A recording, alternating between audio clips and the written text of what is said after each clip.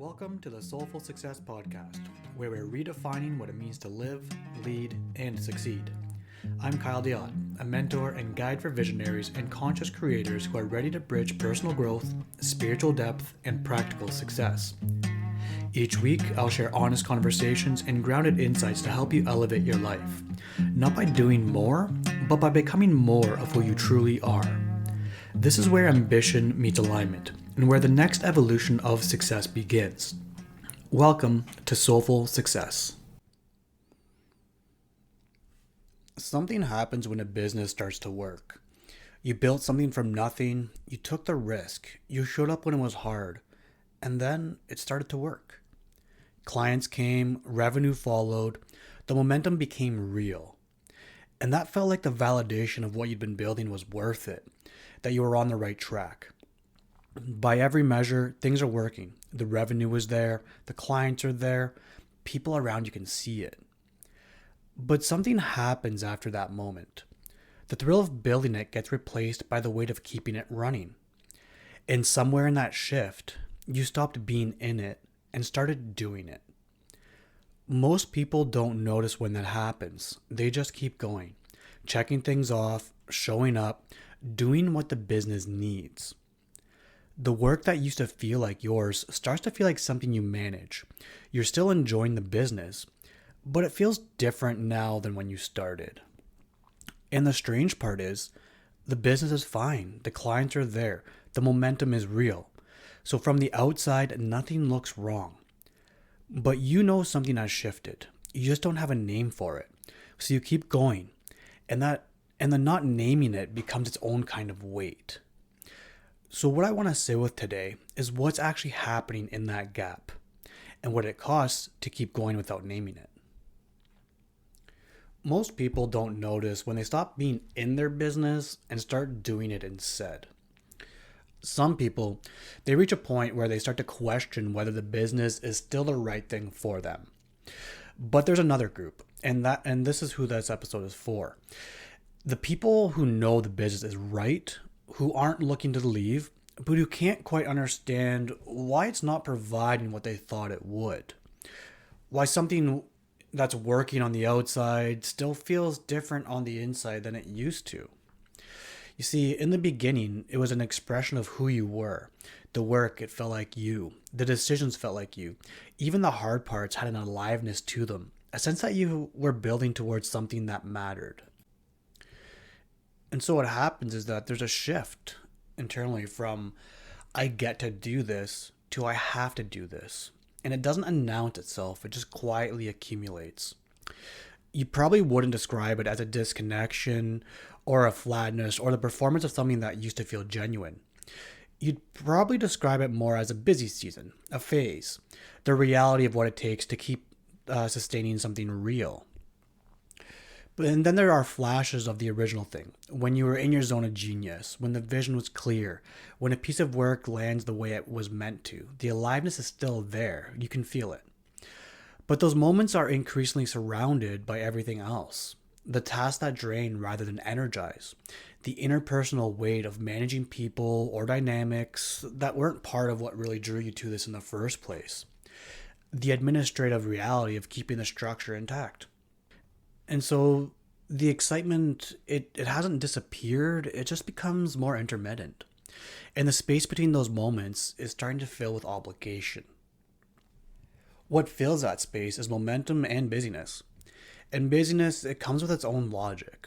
There are metrics to hit, targets just ahead, a horizon that keeps promising things will get easy once you get there. The one day story is doing a lot of work here.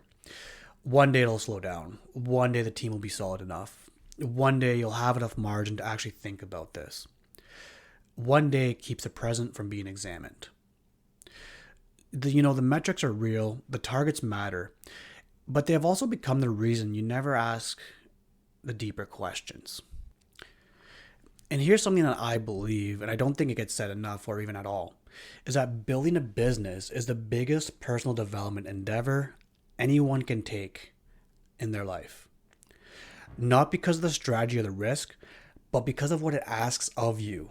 It asks you to keep growing, to keep evolving, to become the person who can actually lead what you've built. And in that process, it will surface everything: your fears, your sense of worth, the hidden belief systems you didn't know were running until something was really at stake. And we've all heard the stats that not all businesses survive. And I believe the businesses that thrive are usually run by people who evolve with them, whether they realize it or not.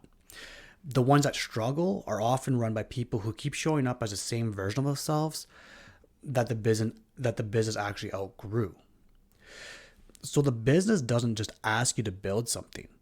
It asks you to become someone. And that doesn't stop once the business is working. And so with this in mind, I believe that if you don't take the time to reflect on who you were when you started the business and who you need to become to lead the business, you're leaving your evolution, business success, and fulfillment all to chance. And this is where some disorientation can come in, because the business is doing well. By every external measure, things are working. And yet something still feels a bit flat or distant, or like a performance of something that used to be genuine, and there's not really a name for it.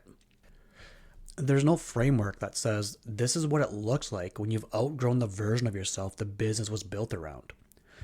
So instead, you sit with the confusion of not understanding why you're not happier.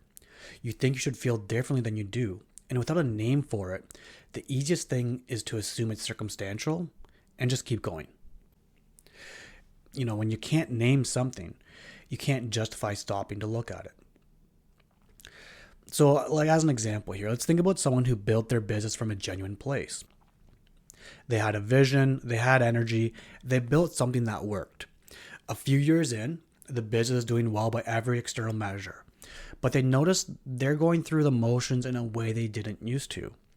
The work that once felt like theirs now it feels like a role they're performing. They don't name it because the business is working and it feels wrong to say otherwise, so they keep going and they get very good doing it.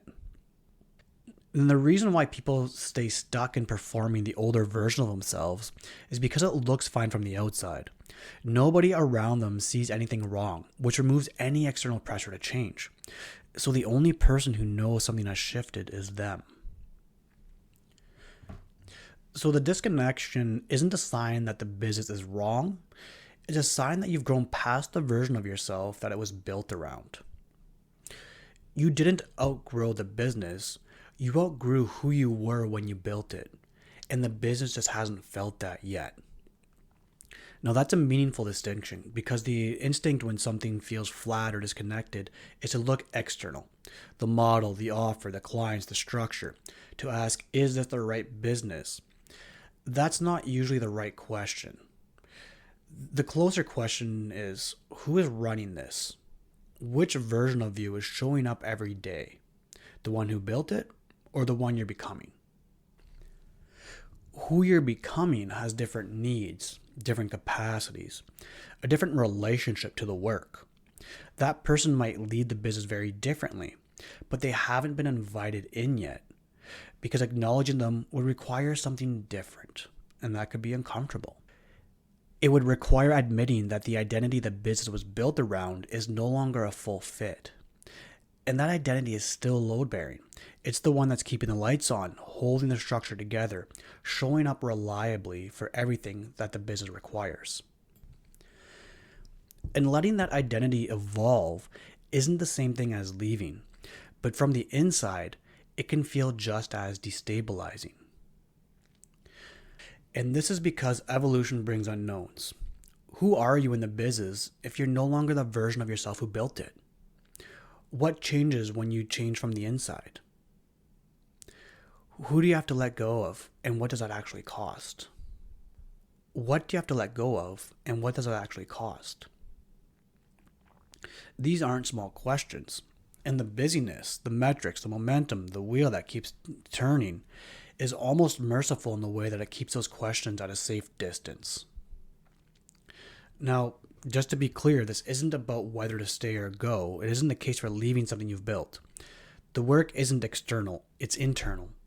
It's the question of whether the person leading this business is a current version of you or a version you've quietly outgrown but haven't yet replaced. The version of you that's ready to lead this differently already exists. It's been forming underneath it all along. And they just need to be integrated. And that's not restructuring. The integration, it's a return. It's really a return to the person who has been forming underneath it all along.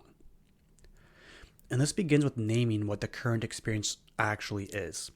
Not catastrophizing it, not minimizing it, just naming it. The get to has become have to. The aliveness is intermittent. You're performing an older version of yourself that used to feel genuine. That naming is harder than it sounds because the business is working. And there's a particular disorientation that comes with feeling flat inside something successful. A confusion about why you don't feel the way you think you should. Like you don't have the right to name it because the external evidence says things are good. But naming it isn't ingratitude, or the lack of gratitude, I should say. It's the beginning of something more honest.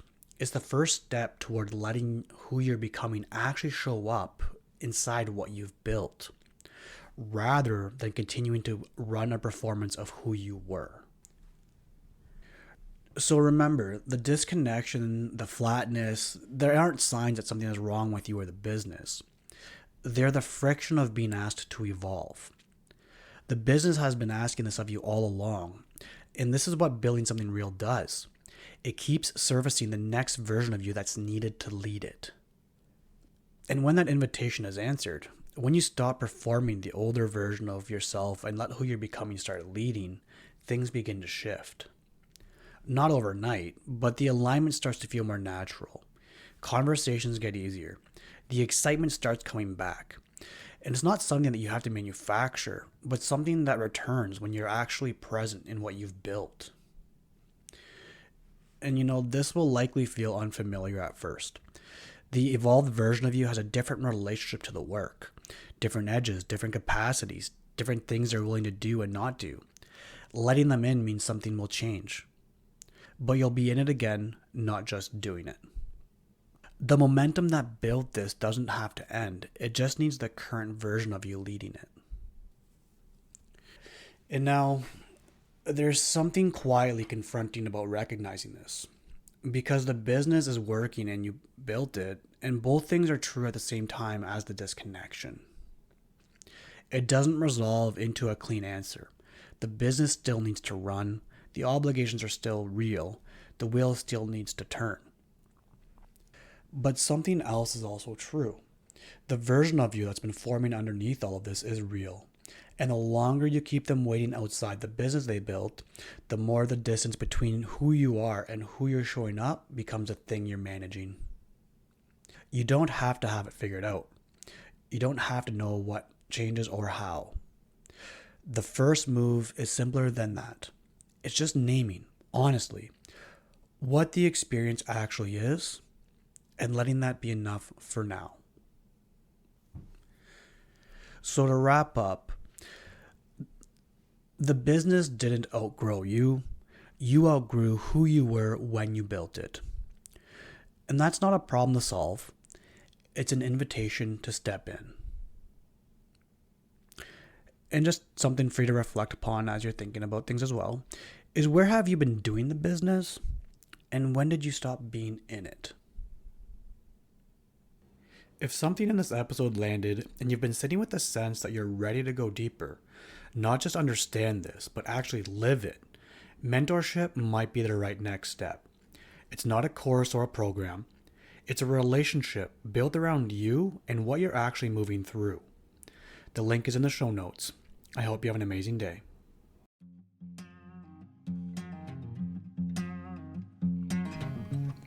Before you go, I want to invite you to slow down for a moment and notice what stood out for you in this episode. There's nothing to do with it, no insight to apply, no conclusion to reach. Just notice what stayed with you. A phrase, a feeling, or a moment that felt familiar in your body. Sometimes the most important shifts don't happen through action, but through allowing something to be seen and felt. Thanks for taking this time for yourself. I'll see you next time.